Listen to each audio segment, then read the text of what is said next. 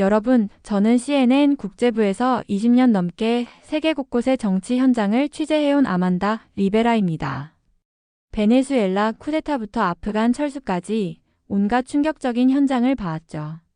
하지만 2024년 한국에서 제가 목격한 일은 정말 달랐습니다. 처음엔 그냥 평범한 선거 취재라고 생각했어요. 하지만 서울에 도착한 순간부터 뭔가 이상했습니다. 공항 택시기사조차 선거 얘기를 하더군요.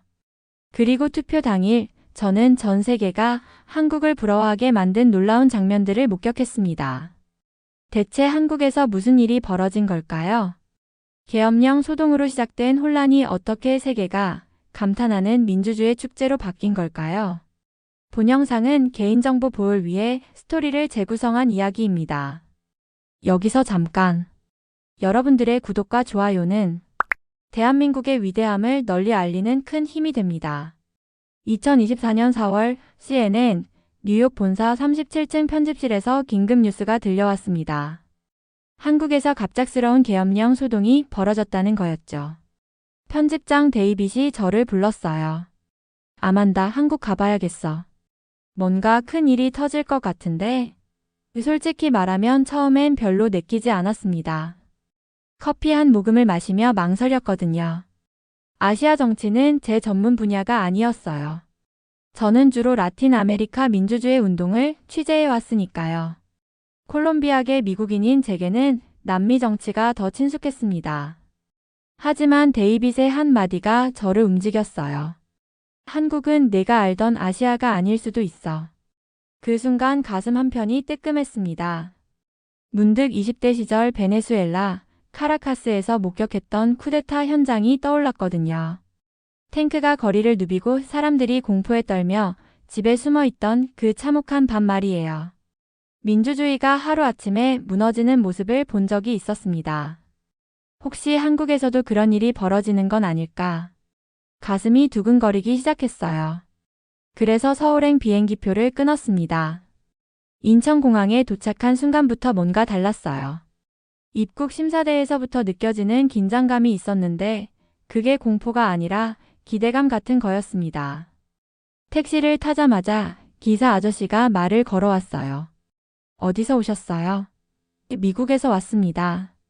CNN 기자예요. 아, 우리 선거 취재하러 오셨구나. 기자님, 한국 선거 처음 보시나요? 진짜 대단할 거예요. 처음엔 그냥 인사치레인 줄 알았어요. 하지만 서울 시내로 들어가면서 차장 밖 풍경이 심상치 않더군요. 거리 곳곳에 선거 포스터가 붙어 있었고 사람들 표정이 뭔가 달랐습니다. 불안해하는 게 아니라 오히려 활기차 보였어요. 홍대 앞 카페에서 만난 대학생 박진우 씨와 인터뷰를 했습니다. 24살 경영학과 3학년이라고 했어요. 솔직히 계엄령 소동 때는 무섭기도 했어요. 밤에 뉴스 보면서 정말 떨렸거든요. 하지만 투표는 포기할 수 없죠. 우린 여기서 살아가니까요.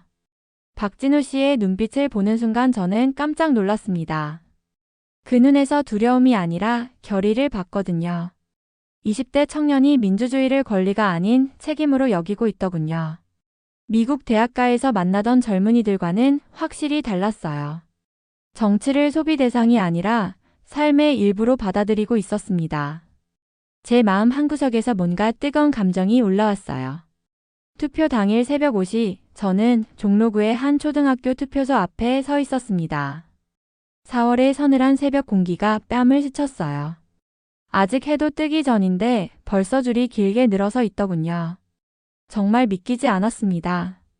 70대로 보이는 노부부가 서로 부축하며 천천히 걸어오고 있었어요.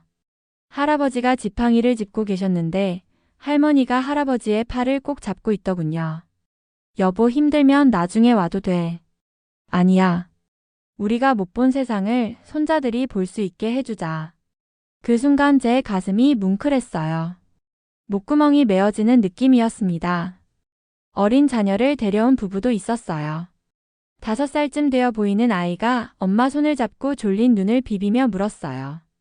엄마, 우리 왜 이렇게 일찍 나왔어? 민주주의라는 걸 배우려고. 그 어머니의 목소리에서 진심이 느껴졌습니다. CNN 생중계팀과 연결됐을 때 뉴욕 본사의 앵커가 놀란 목소리로 물었습니다. 아만다, 저게 진짜야? 투표소 앞에 저렇게 사람이 많다고? 저는 카메라를 향해 자신 있게 대답했어요. 네, 진짜입니다. 그리고 이건 시작에 불과합니다. 가장 감동적이었던 순간은 오전 10시쯤이었어요. 박진우 씨가 어머니와 함께 나타났습니다.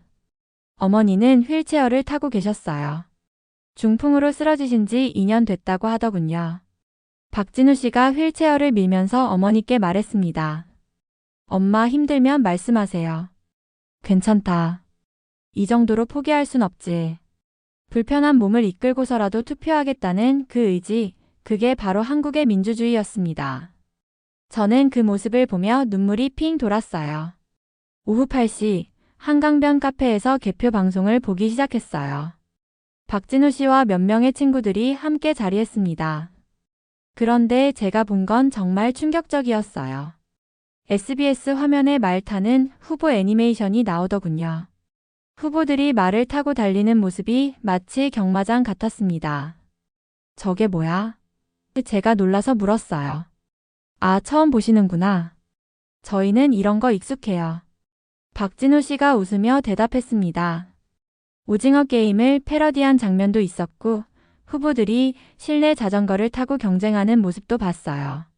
저는 그 자리에서 CNN 뉴욕 본사 동료 마이클에게 전화를 걸었습니다. 손이 떨릴 정도로 흥분했거든요. 마이클, 지금 한국 개표 방송 보고 있는데 완전 미쳤어. 우린 30초짜리 개표 도표나 보여주는데 여긴 완전 할리우드잖아. 설마 그 정도까지야? 아니, 정말이야. 지금 후보들이 자전거 타고 경주하고 있어. 처음엔 당황스러웠어요. 이게 어떻게 민주주의를 망치지 않고 오히려 살리는 방식이 될 수 있을까 싶었거든요. 하지만 주변 사람들의 반응을 보니 이해가 됐습니다. 카페 안 모든 사람들이 화면에 집중하고 있었어요. 웃기도 하고 박수도 치고 탄성도 지르고. 지루할 수 있는 개표 과정이 이렇게 재미있어질 수 있다니. 특히 젊은 층들이 밤늦게까지 개표 방송을 보고 있었어요. 평소라면 게임이나 유튜브를 봤을 텐데 말이죠. 이건 정말 새로운 방식의 민주주의에 참여였습니다. 제 가슴이 두근거렸어요. 그 다음날 아침 7시 제 휴대폰이 미친 듯이 울렸어요. 알림음이 계속 울려서 잠이 깼습니다. 트위터에 알림이 100개 넘게 와 있더군요.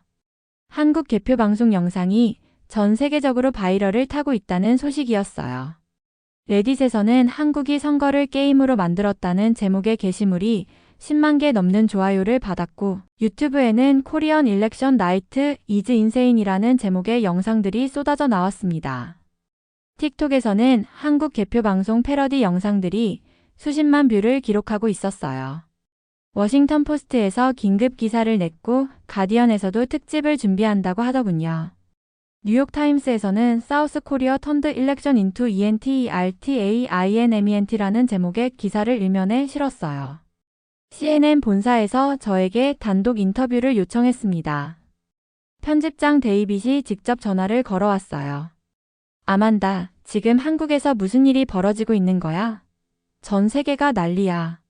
CNN 뉴스룸과 생방송으로 연결됐을 때 저는 깊은 숨을 들이쉬고 말했어요. 한국은 지금 민주주의를 즐기고 있습니다. 앵커 앤더슨 쿠퍼가 다시 물었어요. 즐긴다는 게 정확히 무슨 뜻인가요? 민주주의가 의무가 아니라 축제가 됐다는 뜻입니다.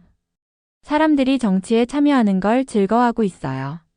그 순간 저는 온몸에 전율이 흘렀습니다. 확신했어요. 한국이 세계의 새로운 민주주의 모델을 보여주고 있다고요.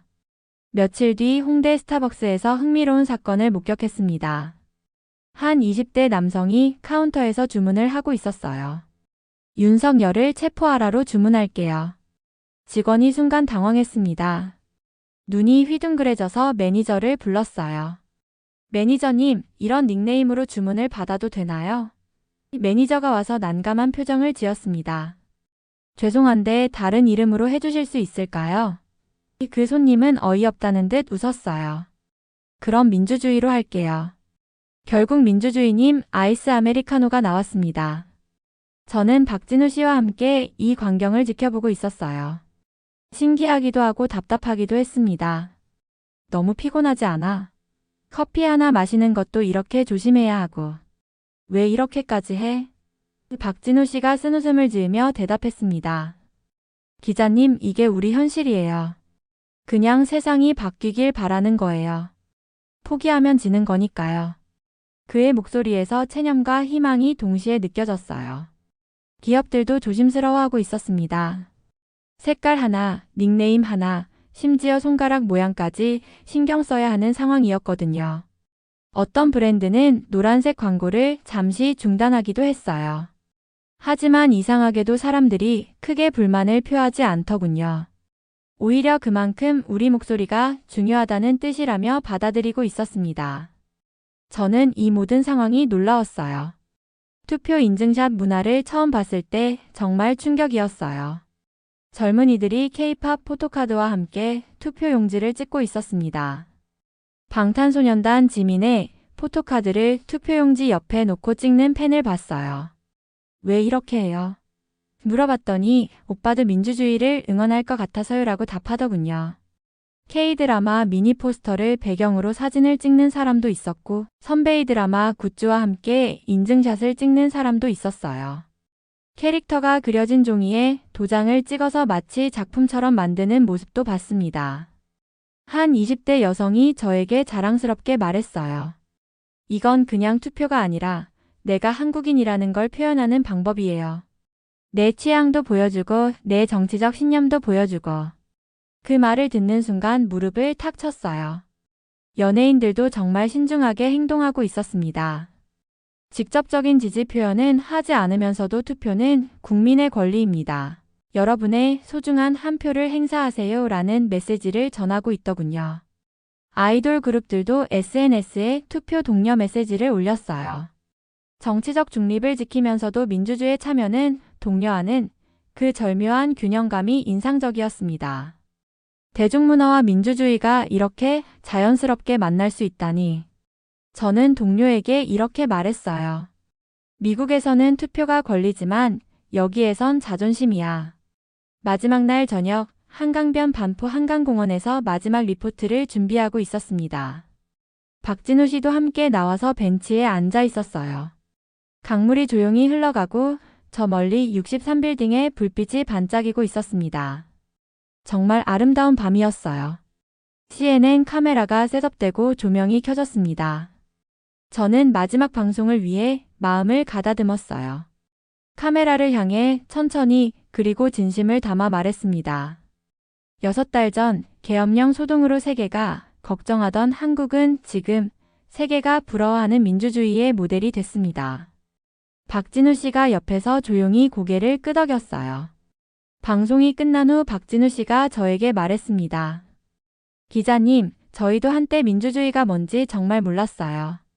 그냥 정치는 어른들이 하는 거라고 생각했거든요.